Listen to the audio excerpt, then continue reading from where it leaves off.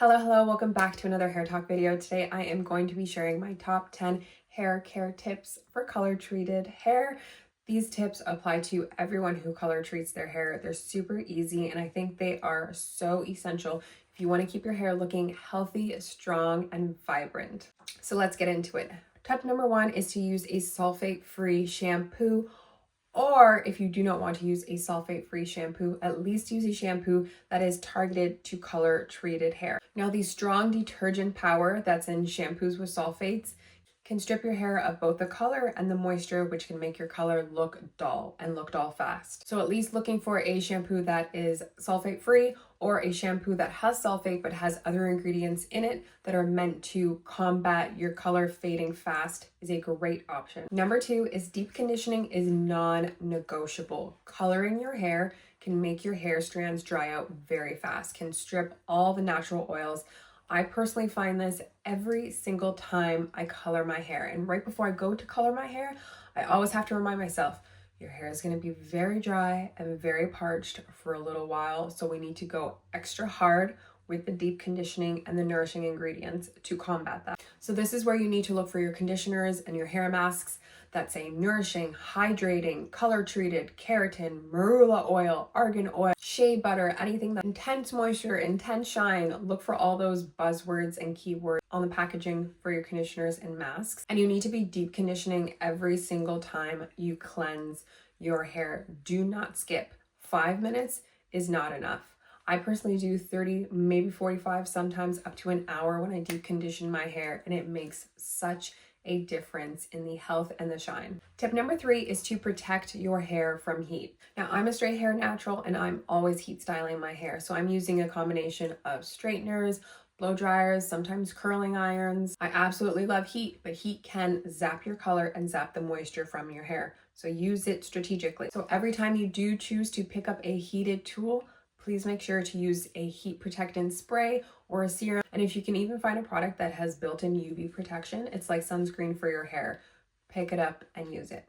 Number four is to dial down on the wash days. This one you kind of have to be a little bit careful with because you obviously, if you're using other styling products, you don't want to have buildup, but you also don't want to be washing your hair too often unnecessarily because your color is just going to fade fast. If you are somebody that feels like they do need to wash their hair more frequently, 1 to 2 washes a week is great. I wash every 7 to 10 days, and that's just the perfect wash schedule for me. And of course, utilize dry shampoo in between washes if you can, because the goal is to have clean roots, a calm scalp, and keep your strands as pigmented as possible. Number five is a cool water rinse to help lock in all the moisture and the shine. Now, this is one that I also made sure to slightly modify in my wash day schedule. So I wash my hair in slightly warmer temperature waters. I just like the comfort of washing my hair in warm water, and I rinse with like lukewarm to cool water. Now that my hair has been freshly colored, I make sure to turn down that heat, and now I'm using a cooler temperature to shampoo and an even cooler temperature to rinse and condition, because the hot water warms up the hair shaft, lifts the cuticle, and that means it's easier for the color to leave. So to avoid it, use lukewarm water or cool water to seal down and close your cuticle. This is a small switch, but it can make such a huge impact on the longevity of your color. Number six is to trim the damage. Even on natural, untreated, unprocessed hair, split ends will travel up and ruin the overall look and health of your hair. But especially if you color treat your hair is extra dry, extra prone to breakage, extra prone to split ends. So you need to be extra on top of those trims to stop the hair from splitting further up the hair strand. Every 6 to 8 weeks is great.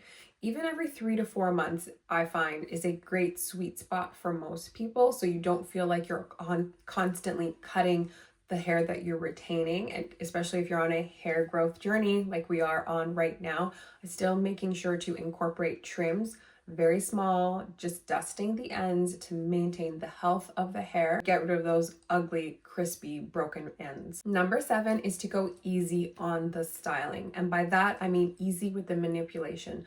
We're already manipulating our hair while we go through the wash day process and the styling process, but be extra careful after that point on how you manipulate your hair. Don't do anything that's too tight. Your hair strands are weak, they're brittle, they're fragile, they've just been chemically processed. So anything tight can make your hair strands snap. Over brushing can make your hair strand snap. And I love being able to brush my hair when it's in its straightened state, because when it's curly, I can't brush it.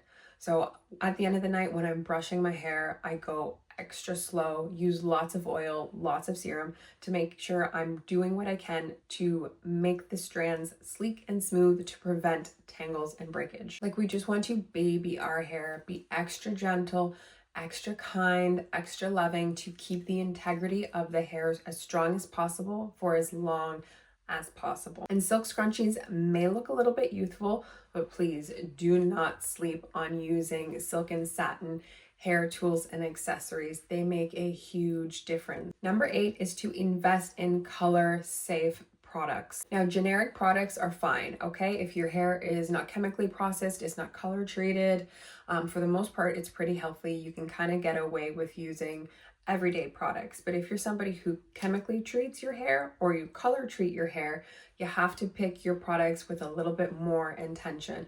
I like finding products that kind of do it all in one bottle. So a product that's going to give me shine, it's going to give me smoothness, it's going to take care of the frizz, it's great for color treated hair, it's great for heat damage, it's great for heat styling. Find products like that that can keep your hair protected at all stages of the hairstyling process. Number 9 is to space out your chemical treatments. Space out how often you're actually coloring your hair.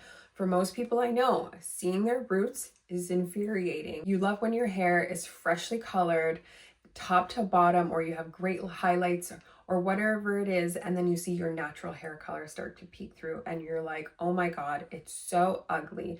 I hate seeing the new growth. I need to color my hair again.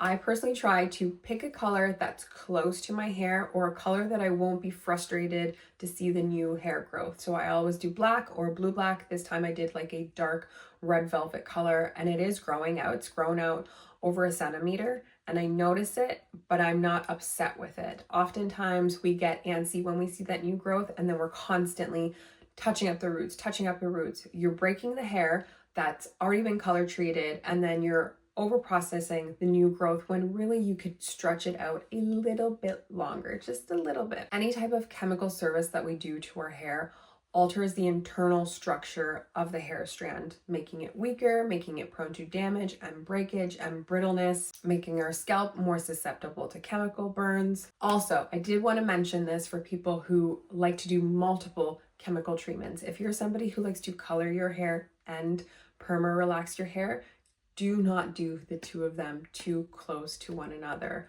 I think it's best if you perm or relax your hair, maybe wait a week or two and then go in with coloring your hair. Especially if you're perming or relaxing your hair, you have a whole chemical process that's really, really strong that's happening in your hair strands, and you want to make sure that you've rinsed out everything that needs to be rinsed out and that process has stopped. Your hair isn't still developing. It's just like when you apply bleach to your hair. The bleach is developing, it's working. It's like a heated process happening. You don't want too many heated processes overlapping. You will see your hair fall out. And if you're somebody who really cannot wait between those kinds of services, at least go to a professional. Make sure you're using very careful products that can neutralize your hair, normalize your hair, and stop the chemical process of one step before you start the second step. And for those who perma relax your hair, you know exactly what I mean by neutralizing shampoo. And my 10th and final tip is to use color enhancing glosses or rinses.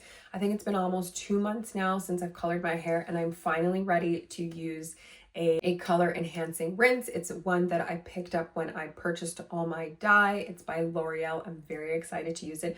I think though, because I know it's going to be very liquidy, I'm going to mix it in with my conditioner and make it sit in my hair for a little bit longer so I can get some extra benefit. These are just semi-permanent treatments that are meant to add shine and vibrancy and defrizz and kind of balance back out the tone in your hair. And they're really, really great for smoothing down the cuticle. The way I picture these color enhancing rinses and glosses is kind of like the top coat for your nail polish. It's that finishing touch. It's that last step that helps to enhance the overall look and help refresh any hues or colors that have been faded over time and from washing. So that's it, my 10 hair care tips for color treated hair. Leave a comment below if you also color treat your hair in any way, whether it's box dye, you go to the salon, you use henna. I want to know how you guys are adding color to your hair, how you're maintaining your hair, especially what can we all do to keep our hair looking beautiful and radiant.